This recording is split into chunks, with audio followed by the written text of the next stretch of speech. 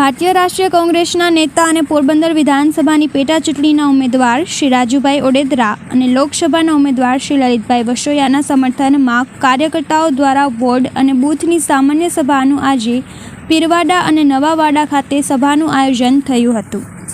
આ કાર્યક્રમમાં બહોળી સંખ્યામાં ઉપસ્થિત કાર્યકર્તાઓના સંમેલન અને બૂથના જવાબદાર મતદાતાઓ સાથે ઉચ્ચ શિક્ષિત નિર્વિવાદ અને નવયુવાન ઉમેદવાર રાજુભાઈ ઓડેદરાએ બૂથમાં ઉપસ્થિત જનમેદની સાથે રૂબરૂ મુલાકાત કરી હતી।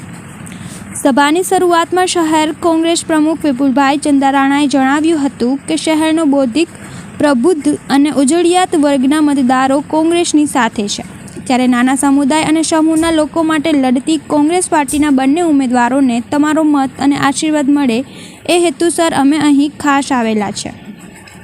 આમ આદમી પાર્ટીના સંગઠનના પ્રદેશ ઉપપ્રમુખ અને બુલંદી આવાજના માહેર નેતા મેરુભાઈએ જણાવ્યું હતું કે ગ્રામીણ મતદારો ઇન્ડિયા ગઠબંધનના કોંગ્રેસ પાર્ટીના ઉમેદવાર રાજુભાઈ ઓડેદરાની સાથે છે, તેમજ શહેરની બહોળો વર્ગ રાજુભાઈ સાથે છે, કારણ કે રાજુભાઈ લોકોની વેદનાને વાચા આપનારા નવયુવાન અને સમજદારી સાથેના શિક્ષિત ઉમેદવાર છે અને લોકોને તેમનાથી અપેક્ષા પણ છે।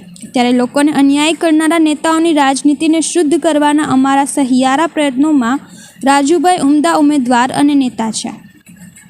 હર્ષોન્માદ કાર્યકર્તાઓને સંબોધતા રાજુભાઈ ઓડેદરાએ લોકસભા અને વિધાનસભામાં મત કોંગ્રેસને આપવાની અપીલ કરીને જણાવ્યું હતું કે તેઓ પોરબંદરના રાજકારણને પવિત્ર, તંદુરસ્ત અને શુદ્ધ કરવા આગળ આવ્યા છે। માત્ર કોંગ્રેસ સાથે નહીં પરંતુ પોરબંદરની જનતાના વિશ્વાસ સાથે પણ દ્રોહ થયો છે, ત્યારે કોંગ્રેસમાં વિશ્વાસ યથાવત રાખીને મત કોંગ્રેસને આપવા આત્મીય અપીલ કરી હતી।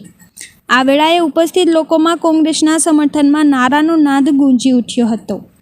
લોકોમાં મળી રહેલા પ્રતિસાદની કદર કરતા રાજુભાઈ ઓડેદરાએ પોતાના પર રાખવામાં આવનાર વિશ્વાસનો દ્રોહ ક્યારેય નહીં થાય તેવી ખાતરી આપવાની સાથે જણાવ્યું હતું કે તેઓ બચપણથી પોરબંદરની જનતા માટે ઘણું કરવાની ઈચ્છા ધરાવતા હતા।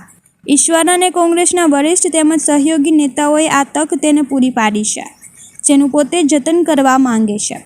શહેરના દરેક વોર્ડ તેમજ પ્રત્યક્ષ બૂથ સુધી તે પહોંચશે અને એ માટે વોર્ડ અને બૂથના હોદ્દેદારો પ્રત્યે તેની શ્રદ્ધા મજબૂત છે તેવું જણાવ્યું હતું।